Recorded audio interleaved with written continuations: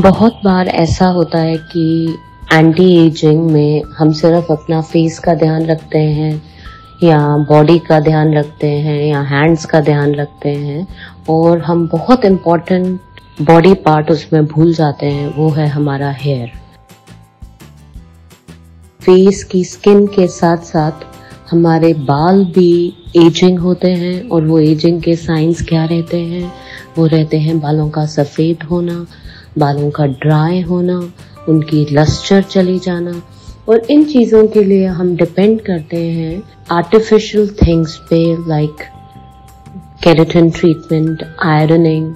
ये चीज़ें आपको टेम्पररी तो हेयर अच्छे करके देंगी, बट लॉन्ग रन में ये उनको और डैमेज करेंगे।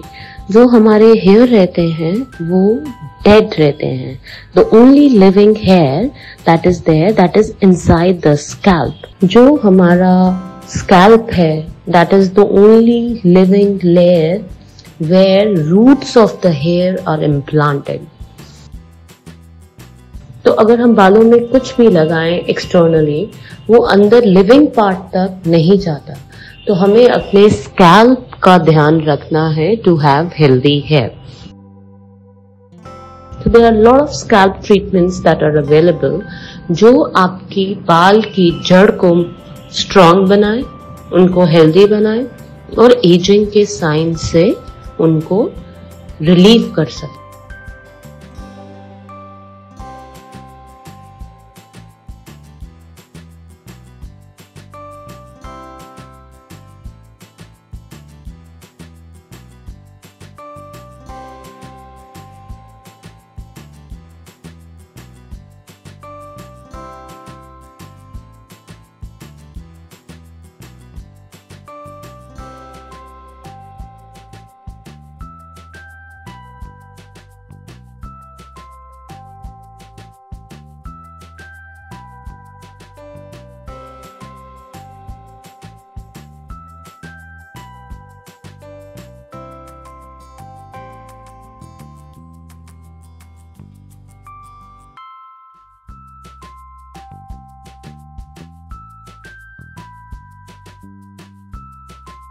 और अगर अब हम बात करें कि कैसे हम एंटी एजिंग हेयर का अपने फेस और हैंड के साथ रख सकते हैं, so I will teach you all these simple things what you can do to take care of your hair, ताकि फेस के साथ साथ आपके बाल भी यूथफुल लगे।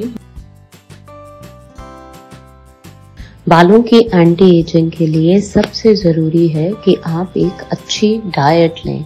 अच्छी डाइट का मतलब है उसमें protein, carbs, fruits and vegetables की जो बैलेंस है वो मेंटेन रहना चाहिए। कोई भी माइक्रो या मैक्रो न्यूट्रिएंट की कमी नहीं होनी चाहिए। तो इसलिए ये बहुत ज़रूरी है कि आप एक अच्छी डाइट लें,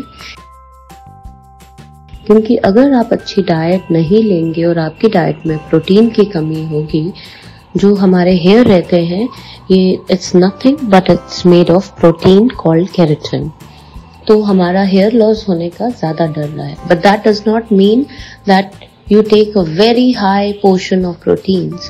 A good diet means an equal blend and balance of different micro and macro nutrients. So that was the first thing. Second thing is you should exercise and keep your metabolic rate, जिसको हम basal metabolic rate कहते हैं, वो हमारा normal में होना चाहिए, क्योंकि एजिंग के साथ हमारा हर सेल स्लो डाउन हो जाता है, उसका मेटाबॉलिक रेट नीचे गिर जाता है। सो इस मेटाबॉलिक रेट को नॉर्मल रखने के लिए हमें फिजिकल एक्टिविटी बहुत जरूरी है। So all these things they have to start early. अब थर्ड चीज है smoking. Smoking increases the ageing in the cell. जो भी लोग ऑल दीज थिंग्स लेते हैं उनकी बॉडी में जो सेल्स रहते हैं वो नॉर्मल से ज्यादा एज करते हैं। तो एजिंग का आप ये मत सोचिए कि एजिंग का मतलब होता है बूढ़ा होना। एजिंग का मतलब है सेल्स को डैमेज करके उनकी फंक्शन को स्लो डाउन कर देना, जिसकी वजह से हमारी स्किन और हेयर में बहुत प्रॉब्लम आती है। स्किन में fine lines, pigmentation, uneven skin tone, open pores जैसी ये चीजें हमें फेस करनी पड़ती हैं। वेयरएज हेयर में जैसे मैंने बताया dryness, frizziness, breakage, split ends, greying, ये सब चीज होती है अगर हमारा cells optimum function ना करें. So make sure you keep all these things in mind and lead a healthy life to have a healthy skin and healthy hair.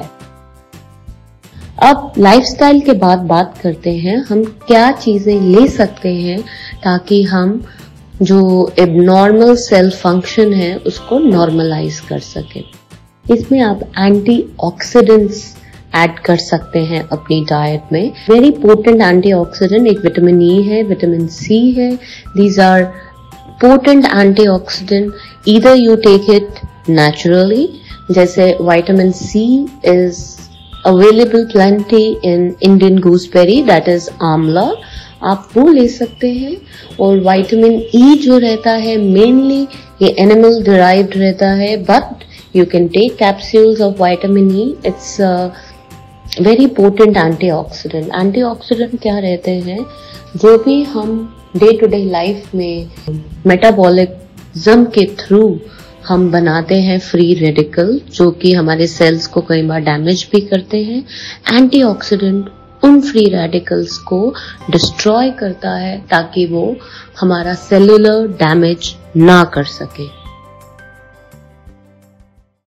For more information, call on these numbers. Our managers would be happy to assist you. And if you want to know about the prices, please visit our website, our Insta page, and check the results of our patients.